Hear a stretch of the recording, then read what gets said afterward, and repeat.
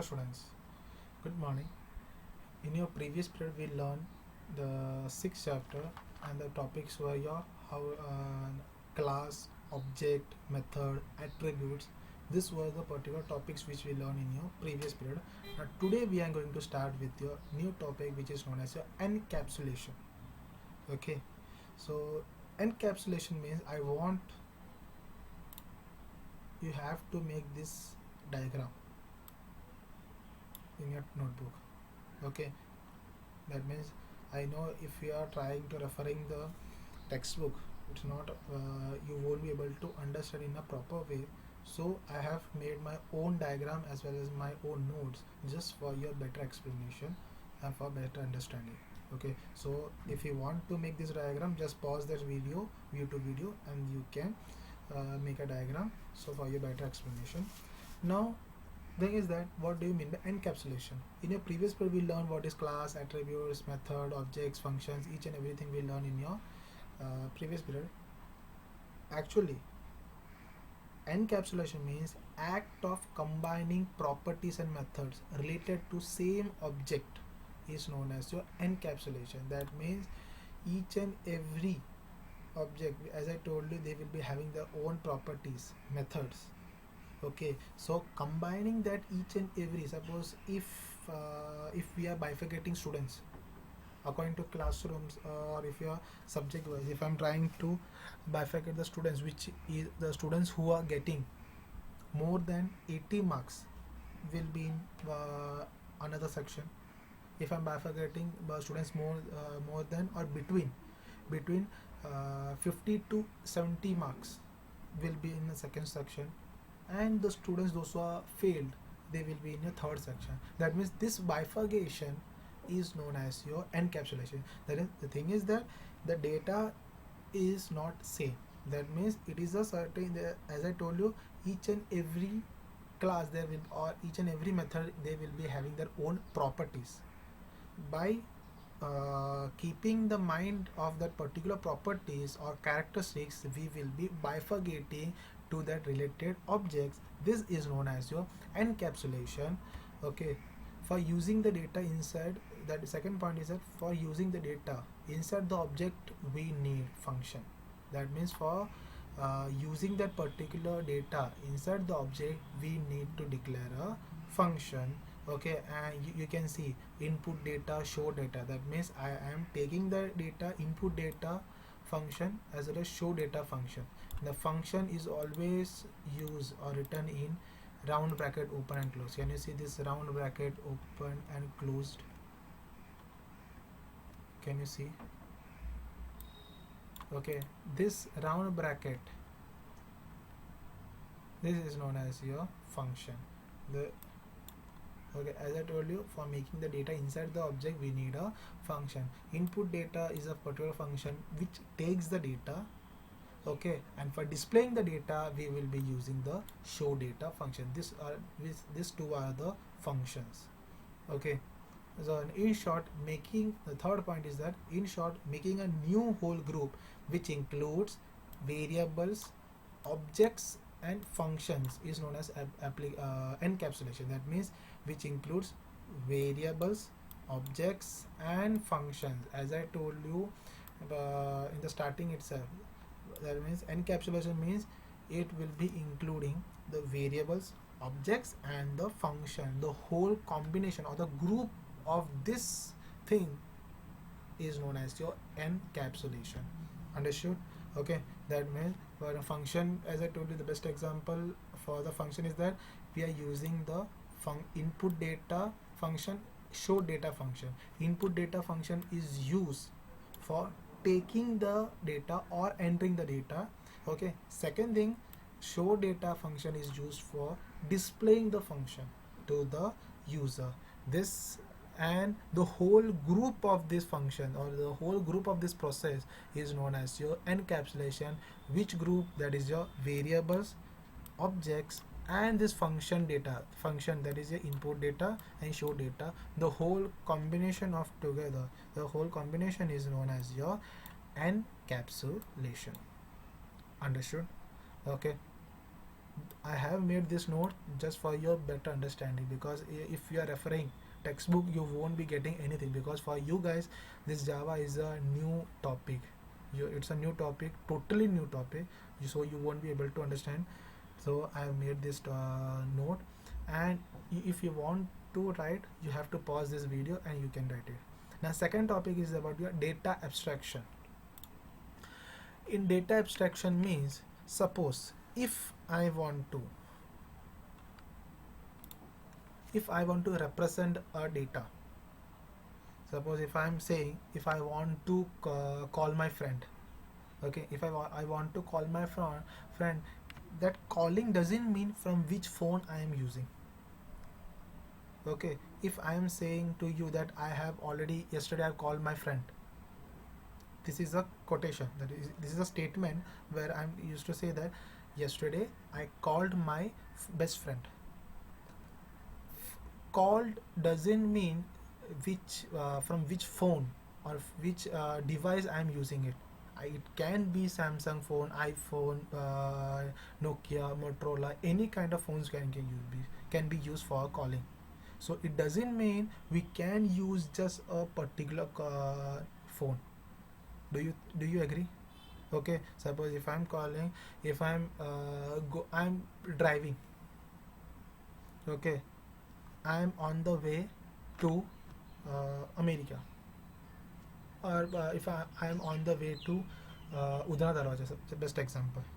So I am on the way, that means if it doesn't specify from where, that means from through which medium I am going. It can be either bus, car, bike, auto rickshaw, any can be done. Any medium I can use it. So just for just basic information, I am just representing that I am on the way to Udana. Okay, this is the data abstraction. Okay, another best example is that according to textbook they have given the real life example of television set. That means if we want to turn off the TV,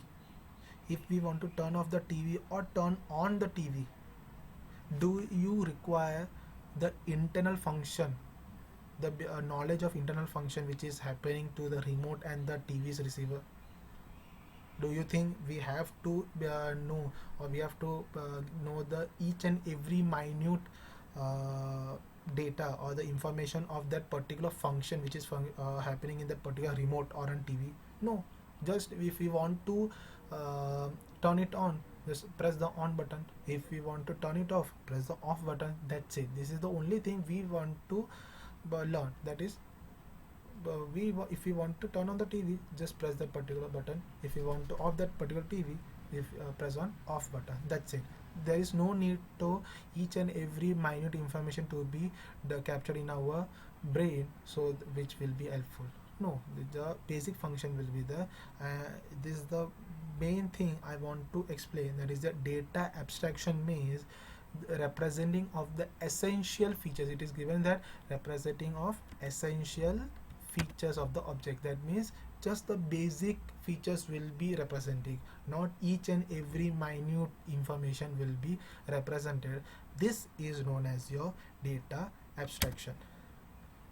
Write it down. You have to write this thing also. Abstraction means main implementation of the subject. That means highlight this thing, main implementation of the subject. Main implementation means just the particular essential thing of that particular subject will be given. Okay, and the best example I've given you, another best example, if you want to call a friend, it doesn't mean you are going to call from iPhone or Samsung. Only the thing is to call your friend. That means if I want to call, it can be from any device. Yeah, but it's not thing is, it is not that we have to call from iPhone or Samsung phones only. I can call from Nokia, Motorola, MI, Oppo, Vivo, any kind of phones I can use for my calling function. This is known as your data abstraction. First topic we learned, that is your encapsulation. Okay, and second is your data abstraction. The third one is your polymorphism. Polymorphism means, poly means many. Can you see the term poly? Poly means many. Sorry, Poly means many, and morphism means shapes. Okay, different shapes. Okay, this is the two term from where polymorphism has been came. Poly means many, and morphism means shapes. Now, or many forms. You can say underline it. Polymorphism means many forms. This has been asked in a many in board exam MCQs. Polymorphism means many forms. Underline. There may be different forms of single method or operation.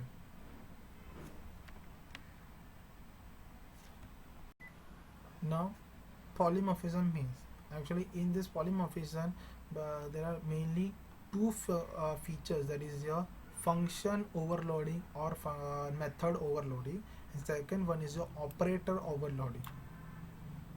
Okay, in polymorphism two functions are there: function overloading or method overloading. Okay, and second one is your operator overloading. That means doing the same process, we can do the same thing in many ways. Suppose this on classes, we can take the class in two ways. Right now we are using the video method, that is a YouTube method. That means we used to record the video and we used to send, upload it in your YouTube, then you will be able to see in future further. That this was the first method. Second method is that we can use this method class by online class also. This is the second method. It depends on that particular school who they used to prefer. That means some schools are using the video lectures and some are using the online lectures. This is known as your many function. That means in the same way, according to Java also, many functions can be done in different methods. Okay, in single class different signatures can be used or different methods can be used. This is known as your method overloading. Okay, and operator overloading means doing doing the same task in different way. That means I can use I can write this date. Best example I can say, if I want to write the date in this way, today's date is 31st July. This is the first method I can use, or I can use 31/07/2020. This is second method. Third method is that I can use 31/07/2020. This is the third method I can use. A fourth method, that means I can just use the 31 July. That's it. That means doing the same thing in different way. This is known as your operator overloading. Understood? Polymorphism, second topic. Today we learn two topics. First one is your encapsulation. Okay, encapsulation, as I told you, act of combining properties and methods related to the same object. That means it will be including the variables, objects and functions, and the whole group of this or the combination of these things comes together is known as your encapsulation. And second topic we learn is which is known as your data abstraction. Data abstraction means, it doesn't mean from which that means we are not going in a detail of that particular subject, just an essential implementation of that particular subject is being given, which is known as your data abstraction. That means, in short, it can be said that the abstraction means main implementation of the subject. And the example I told you, that it is not necessary from which, if I want to call a friend, it's not necessary from which font we are using, just using the font, that's it. Okay, the third one is your polymorphism. Polymorphism means it is divided into two terms. The poly means different, many, and morphism means forms. That means shapes. Forms means shapes only. Okay, according to your textbook, they have given many forms. See, according to textbook, they have given many forms. Many forms means shapes only. Okay, this is the three things we learned today. And last topic is about your messaging. Messaging means calling in OOP method to refer the method is referred to as a message. That means for giving some output or displaying some message, a message formatting is done. Okay, according to Java, we will be using system.out.println. See, we will be using system.out.println, and then hello.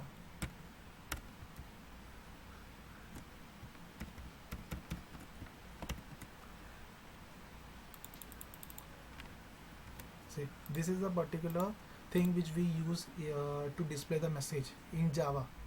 For HTML, or sorry, in your last year we learned Ubuntu.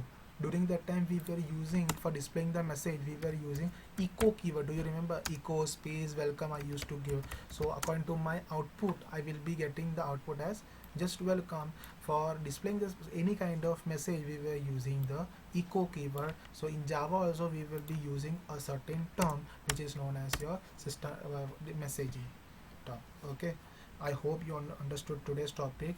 That is your 4 topics we learned. First one is encapsulation, second data abstraction, third polymorphism, and fourth one is your messaging. Thank you, students.